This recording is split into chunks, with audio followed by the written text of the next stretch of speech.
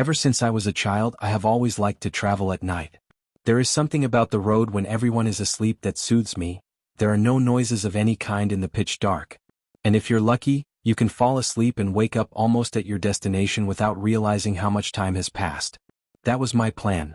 That night I had taken a long route bus across several states with the intention of sleeping most of the way and waking up a few hours before I arrived. It was half empty, which I thought was perfect. There were no babies crying, not a lot of people talking, and there was only the sound of the engine and some snoring, but I don't know how late in the morning it was when something woke me up. It wasn't a pothole or a loud noise or the movement of the bus. It was a smell. It was a strong, harsh smell like sulfur, like rotten eggs or something decaying. I felt it sticking in my nose and throat, and I didn't know if it was coming from inside the bus or from outside. My first reaction was to ignore it and try to go back to sleep. I thought maybe it was some passenger with food thrown in, losing something in the vent, but as I tried to settle back into my seat, I noticed something else. A voice. It was a soft, almost imperceptible murmur right behind me. It was a muffled and husky female voice, as if someone was talking to herself. I couldn't make out the words, but she didn't seem to be conversing with anyone, just mumbling in the darkness of the bus. I didn't think anything of it at first. It wasn't unusual for someone to talk in their sleep. But then, with each passing second, the voice grew louder. At first they were just whispers. Choppy, but soon they began to sound more hurried, more intense, as if he was arguing with someone or praying something in desperation. I felt a shiver down my back. Instinctively, I turned to look at the rest of the bus to see anyone else listening, but no one else seemed to have noticed. Everyone was still asleep. Something told me I shouldn't turn around, but I didn't listen to my instinct and eventually did, but it was a mistake.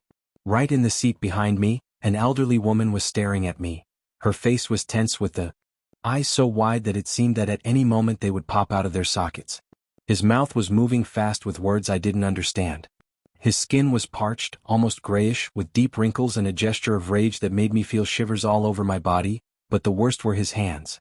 In one of them he held the small, lifeless body of a bird. I don't know what kind of bird it was. Its feathers were dull and its body looked limp, as if he had strangled it. But before my brain could process what was happening to it, I was in a state of shock. The woman sank her teeth into the bird's head and ripped it off in one bite. I felt an icy current throughout my body, a shiver so strong it paralyzed me.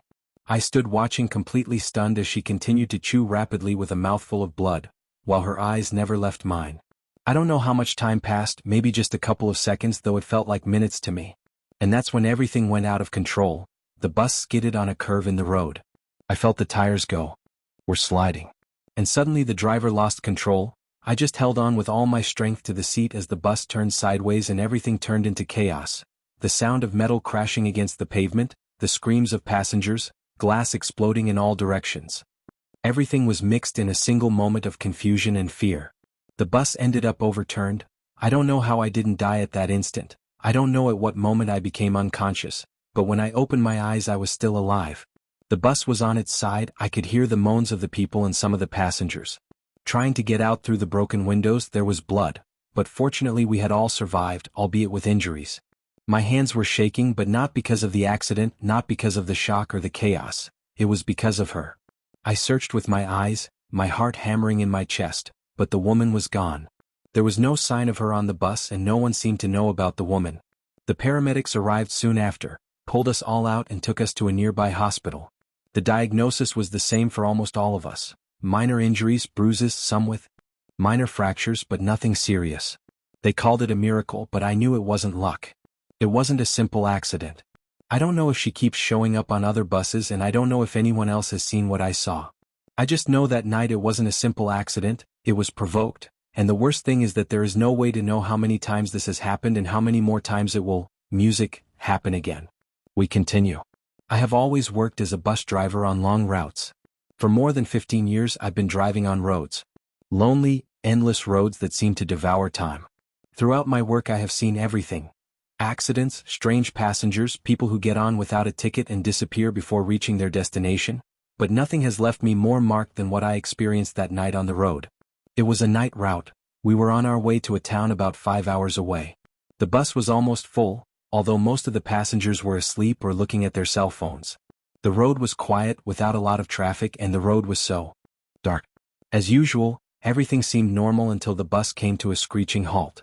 At first I thought it was a pothole or a minor malfunction, but when I tried to start the engine again it would not respond. I checked the dashboard and the lights were flashing as if something was going wrong with the electrical system. I cursed under my breath, thinking how tedious it would be to call dispatch and wait for help in the middle of nowhere. The bus attendant, a young man who always accompanied me on the long routes, got up from his seat and said, "I'm going to go down and see if I can get off the bus." He said, "I'm going to go down and see what happened." I nodded, but at that moment something happened that left us frozen. Before the door could even be opened, several young men came running out of the darkness towards the bus. They came from between the trees, their clothes were dirty and torn and their faces reflected pure panic. They were banging on the door in desperation, shouting something I was slow to process. "You have to leave, you can't stay here." My assistant and I looked at each other. The entire bus was in complete silence. The passengers were awakened by the scandal and several people jumped up in their seats to see what was going on. One woman screamed when she saw the young men from her window. We could all see them clearly under the headlights. They didn't look like thieves, but something didn't add up. Where had they come from? There was no town nearby, no ranch, nothing. Just road and bush. My first thought was that maybe it was a trap for us to open up and get robbed. So I did the sensible thing, I didn't open the door. My assistant gave me a nervous look. "We're not doing anything." "Don't open the door," I replied without taking my eyes off the young men. One of them, the one closest to the door, was wild-eyed, banging on the glass with both hands and shouting, "Please go away, don't stay here, go away now." I broke out in a cold sweat. Something in his voice didn't sound like a threat, it sounded like a genuine plea. Still, I stood by my decision. We were not going to open the bus in the middle of the road for these strangers to do who knows what to us. Then the unexplainable happened. The young men stopped moving, they remained frozen in the same position with their faces still filled with panic. Suddenly, the figures began to fade away as people began to scream inside the bus. It was so fast that we could hardly take it in. They vanished before our eyes. First their limbs became a blur, then their faces. And in a matter of seconds there was no one outside. The silence inside the bus was absolute. We had all seen it all, there was no way to explain it. My heart was pounding and my hands were sweating. They were sweating, it was my assistant who broke the silence. "Tell me you saw what I saw." I just swallowed saliva as I nodded my head and turned the key in the ignition without much hope, and the bus started without any problems. Without further thought, I put it in first gear and stepped on the accelerator. No one on the bus spoke for the next few minutes, but the tension felt like a weight in the air. After a few kilometers, my assistant said quietly, "I don't know what the fuck that was." "Neither do I replied. A few days later I found out about the one of the mechanics at the plant that I usually talk to asked me a very peculiar question. "Hey, what route did you take the other night?" I answered him without thinking too much and his face changed immediately. He asked me if the bus had not failed me on some stretch of the road, and after I told him what happened, his expression became serious. "Several young men were killed there years ago." The mechanic, lowering his voice, told me that a few years ago a group of young people from a nearby community were kidnapped on that road. They were taken from their car. They made them walk into the bush and there they executed them. They never found all the bodies. Rumor has it that people in the area see figures on the road at night. Sometimes they call for help, sometimes they try to warn drivers. After hearing that, I got a knot in my stomach. Since then I haven't had to go through that stretch of road again. I don't want to know if I would see them again, I don't want to know what would have happened if I opened the door for them. Some warnings don't come from the living and there are places where they don't. No debes quidart varadu nunca. Del me gusta y suscribid si lo estás disfrutando. Continuamos. Siempre me ha gustado viajar de noche. Hay algo en la tranquilidad de las carreteras desiertas, en el ruido constante del motor y las luces intermitentes de los postes que me relaja, me permite pensar, desconectarme del ajetrio del día. Nunca había tenido miedo de un viaje nocturno, pues nunca tuve un motivo, pero después de lo que me pasó en 2017 cada vez que subo a un autobús, no puedo evitar pensar en aquella noche y el temor de volver a vivirlo. Mi nombre es Mario. Ese año tuve que viajar de una ciudad a otra por cuestiones de trabajo. Eran casi 5 horas de trayecto y, como siempre, prefiero viajar de noche para provocar el día siguiente. Así que tomé el último autobús que salía de la terminal.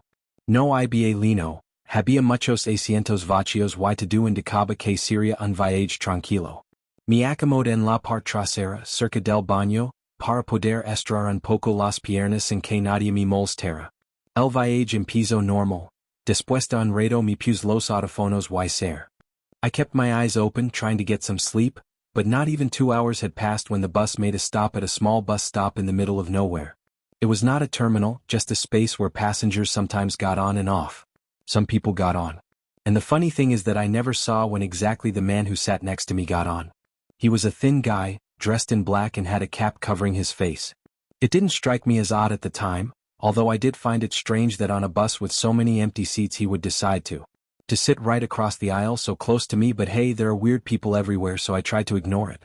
A while later, I looked out of the window and that's when I noticed something that made me uncomfortable. In the reflection of the glass I could see the other passengers, their silhouettes illuminated by the internal lights of the bus, but the man next to me had no reflection. I thought that maybe it was the angle, that the light was not hitting him directly, but no matter how I moved my head, his silhouette did not appear in the glass. I tried not to think about it and closed. I opened my eyes again, but every time I opened them, there he was, motionless. He didn't change.